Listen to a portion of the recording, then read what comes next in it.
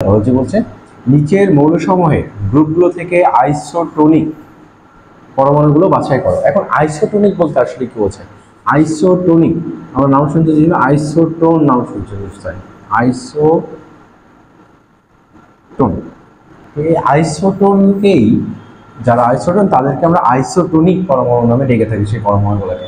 তো আইসোটোন আমরা কাকে বলে? আমরা নিশ্চয় জানি যাদের দেখো লাস্টে আছে কি দন্তম নাম, তাহলে নিউট্রন সংখ্যা সমান, যাদের নিউট্রন সংখ্যা সমান, যে সকল পরমাণুর ভিতরে নিউট্রন সংখ্যা সমান হবে তাদেরকে আমরা বলবো হচ্ছে আইসোটোনিক বা আইসোটোন। তারা পরস্পরে 6, 14 থেকে বিয়োগ করলে এখানে আছে 8টা নিউট্রন, এখানে আমাদের যদি হিসাব করি তাহলে এখানেও আমাদের 8টা নিউট্রন, এবং এখানে যদি আমরা হিসাব করি এখানেও 8টা নিউট্রন। তো এইখানে আমরা দেখতে পাচ্ছি যে সবগুলো পরমাণুরই নিউট্রন সংখ্যা সমান, কিন্তু ভর সংখ্যা এবং পারমাণবিক সংখ্যা সবগুলো আলাদা।